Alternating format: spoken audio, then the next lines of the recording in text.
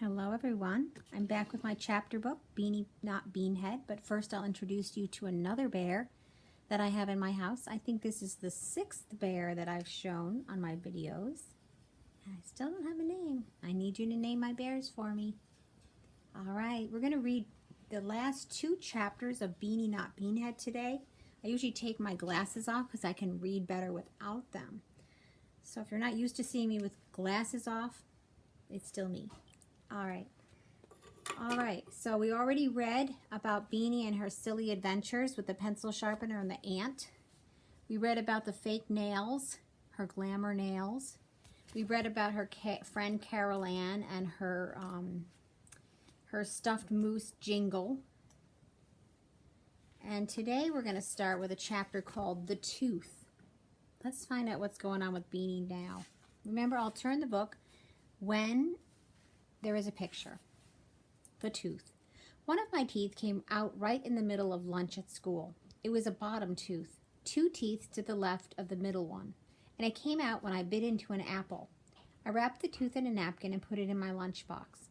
During math, I went to the nurse to show her my tooth and look at her wall chart of an eyeball. On the bus ride home, I showed the tooth to Carol Ann. "How much do you get for a tooth?" she asked.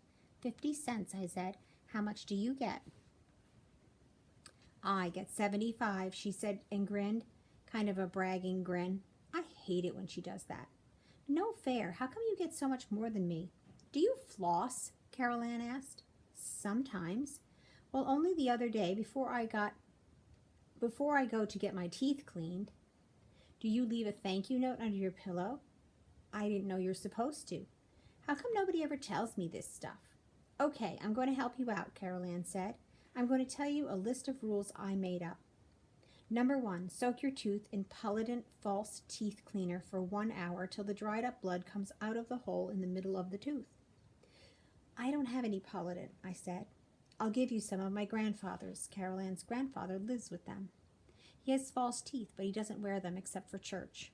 Most of the time he keeps them in a peanut butter jar on the kitchen sink."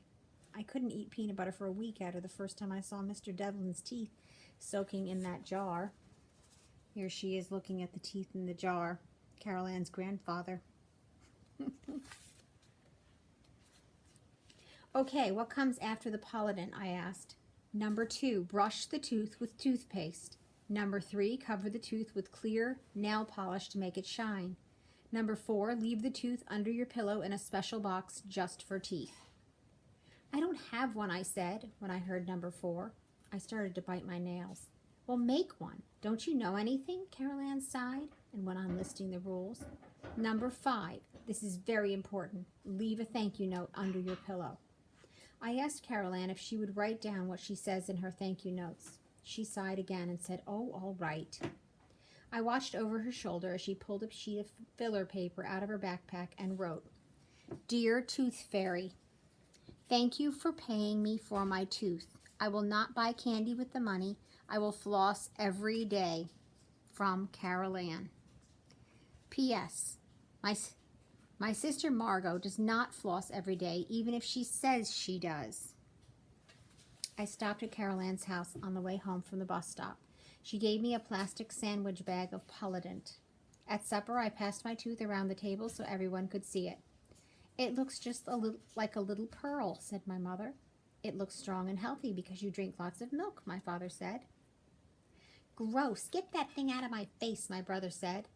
"I really think this tooth is worth 75 cents, I told everyone at the table. That night after I showed the tooth, Jingle Bell, I made a tooth box out of a construction paper. Then I put all the things I would need on the bathroom sink.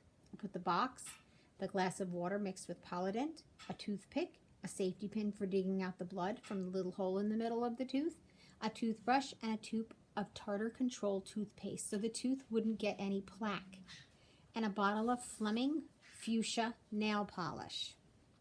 Carol Ann had said to use clear nail polish, but all I had was Flaming fuchsia that my grandmother bought me when I stayed at her house one weekend. My mother told me Flaming fuchsia is a teenage color, so I haven't used it yet. I turned on the water and held my tooth under it to get off the bits of napkin and my brother's fingerprints, and then it happened. My tooth went down the drain. For a few seconds, I couldn't believe what had happened. Then I started yelling, "Emergency! Emergency!" over and over again until my parents and Philip came running up the stairs asking if I was hurt or if I was sick. Philip wanted to call 911. My dad turned off the water and took apart all the pipes under the sink, but the tooth wasn't there. Philip said it was probably already miles away in the sewer, being eaten by a rat. My mother said, "Philip Jerome, Sherwin Hendricks, go to your room." Then she sat on the toilet lid, holding me in her lap and telling me everything would be all right. That night, my pillow was very lumpy. Underneath it, I had put an empty tooth box, a note I wrote to the tooth fairy explaining about the tooth going down the drain, my thank you note, a picture I drew of my mouth showing what spot the tooth came from, a picture of our bathroom sink after the pipes had been taken apart, and a poem I wrote. Here are the pictures.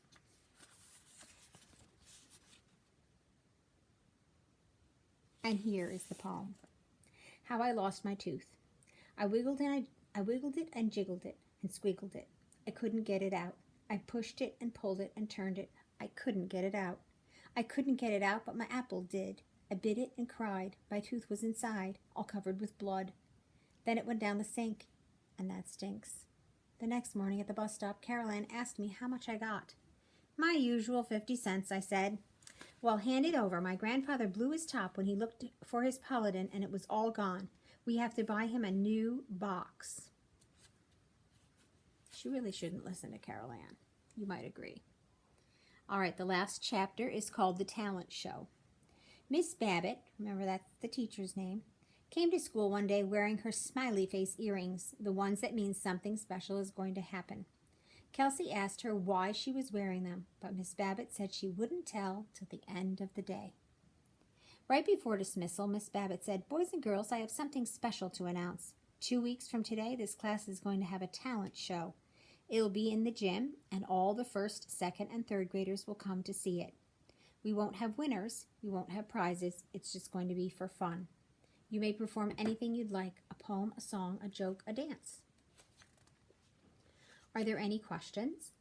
Carol Ann asked. "Can we wear costumes?" "You may wear costumes or not, whichever you prefer."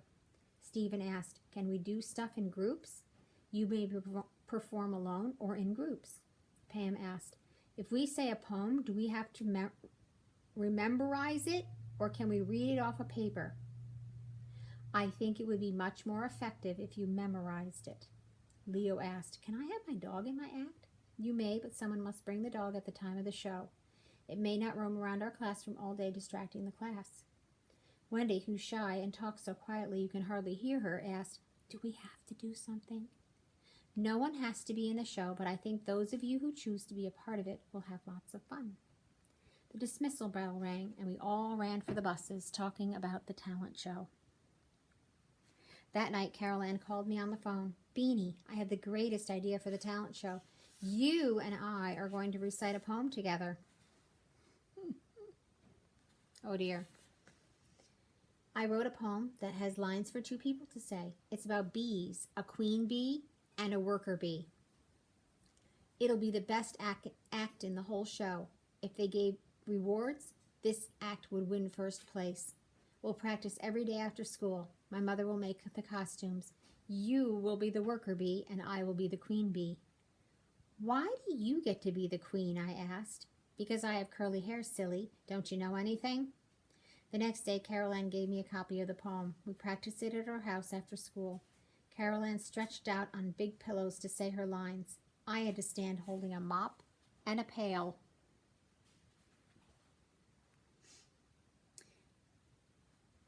Sorry. Carol Ann said those were props and they made us look our parts. I didn't want to hold a pail and a mop while Carol Ann lay on pillows, but I didn't complain because number one, Carol Ann is very bossy and I'm a tiny bit scared of her. And number two, I didn't have any better idea for an act. The day after that, we practiced at my house. Carol Ann wore a crown. I didn't.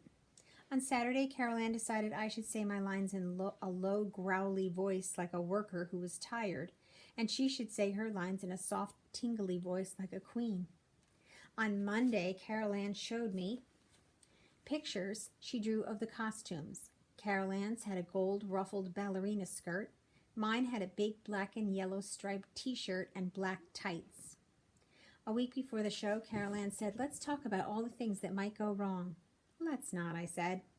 Carol Ann ignored that and started to list them.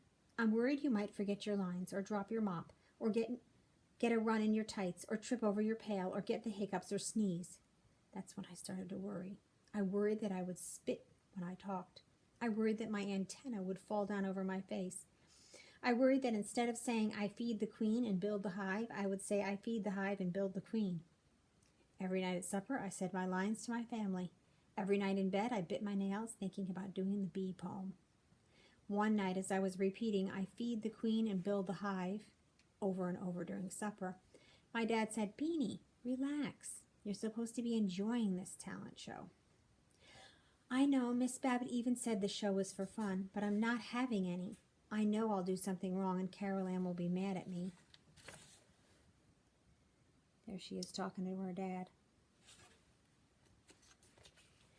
"Then why are you doing an act with her?" my brother asked. It just sort of happened. Besides, I don't have any better ideas." "How about doing the cartwheels you just learned in gymnastics class?" my mother asked. "Your teacher said you do them really well." "Carol Ann wouldn't like that. She's got everything all figured out for us." That night, as I lay in bed biting my nails, my dad tiptoed into my room. "Are you awake?" he whispered. "I can't sleep," I said. "I'm thinking about the bee poem." "I want to show you something wonderful," Dad said. He swung me and Jingle Bell onto his back and carried us down the stairs and out the front door. There were 2 sleeping bags spread out on the driveway. Jingle Bell and I lay on top of one of them, and Dad lay on the other. "Look at the sky," he said. "I don't think I've ever seen it so beautiful. I wanted to share it with you." Dad was right. The sky looked like black ink. The stars looked like white polka dots. "How many stars are there?" I asked my dad. "Billions," he answered. "I mean, what's the exact number?" "That's a mystery. I'm going to count them," I decided. So I picked a spot to start at and tried to keep track of which stars I had counted and which ones were left. When I got to 27, I got mixed up and had to start over. This time I got to 32 before I mixed up again. I started a third time. Here they are looking at the stars.